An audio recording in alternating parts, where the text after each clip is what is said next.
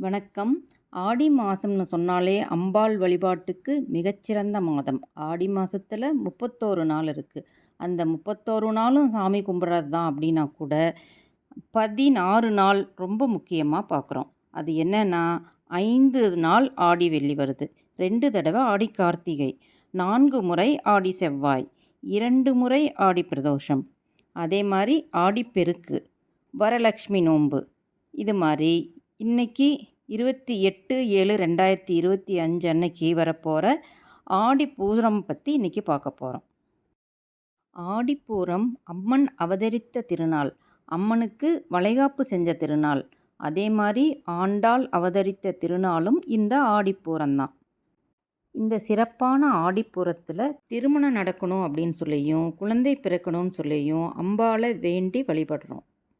திருமண வயசில் இருக்கிற ஆண் மற்றும் பெண் இந்த நாளில் சாமியை கும்பிடும்போது அடுத்த ஆடிப்பூரத்துக்குள்ளே அவங்களுக்கு கல்யாண வரன் கண்டிப்பாக அமையும்.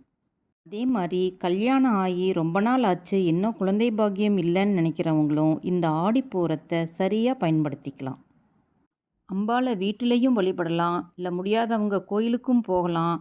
எது நல்ல நேரம் சாமி கும்பிட அப்படின்னு இப்போ பார்க்கலாம். காலையில் 6 மணிலேருந்து 7:15 வரைக்கும், மறுபடியும் காலையில் 9:15லேருந்து 10:15 வரைக்கும் ரொம்ப நல்ல நேரம் சாமி கும்பிட்றதுக்கு. சாமி அவதரித்த திருநாள் இந்த ஆடிப்பூரம். மறுபடியும் சாமிக்கு வளைகாப்பு செஞ்சு பார்க்குற திருநாளும் இந்த ஆடிப்பூரம்தான். அதனால் இந்த நாள் சாமி ஃபோட்டோவை ரொம்ப அழகாக அலங்கரித்து, சாமி ரூமெல்லாம் அலங்கரித்து, சாமிக்கு ஒரு சுத்தமான மனைப்பலகைன்னு சொல்லுவோம் இல்லையா, மனைப்பலகையில் மஞ்சள் போட்டு வலித்து அதில் கோலம் போட்டு அம்மனை அந்த மனைப்பலகை மேலே வச்சு சந்தனம், குங்குமம், பூ எல்லாம் வச்சு வளையல் போட்டு, முடிஞ்சால் வளையல் மாலை கோர்த்து போட்டு சாமிக்கு அலங்காரம் பண்ணலாம். திருமணம் நடக்க போகிற பொண்ணுக்கோ ஆணுக்கோ எப்படி நலங்கெல்லாம் வைப்பாங்களோ அது மாதிரி அம்மாவுக்கும் சந்தனம் குங்குமம்லாம் வச்சு அந்த மாதிரி அர்ச்சதையெல்லாம் போட்டு அடுத்த வருடம் ஆடிப்பூரத்துக்குள்ளே மகனுக்கும் மகளுக்கும் திருமணம் நடக்கணும் அப்படின்னு வச்சு வேண்டிக்கலாம். கல்யாணம் ஆனவங்களுக்கு குழந்தை வரம் வேண்டும் அப்படின்னு வேண்டிக்கலாம். சாமி ஃபோட்டோ முன்னாடி பொங்கல், பாயாசம், தயிர் சாதம், புளி சாதம், தக்காளி சாதம், இது மாதிரி 4-5 உணவு முன்னாடி வச்சு சாமி கும்பிட்றது ரொம்ப நல்லது.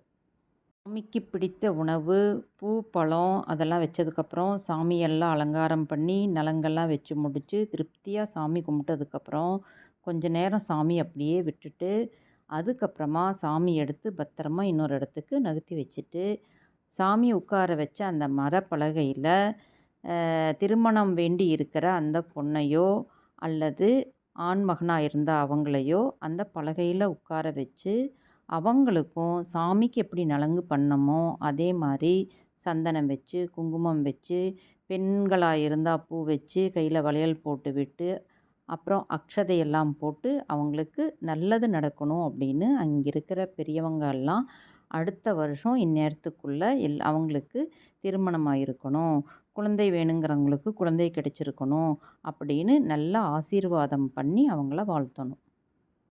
நல்ல பண்பான மணமகன் கிடைக்கணும், நல்ல மணமகள் கிடைக்கணும், நல்ல ஆரோக்கியமான பண்பான குழந்தைகள் பிறக்கணும் அப்படின்னு வேண்டிக்கணும்.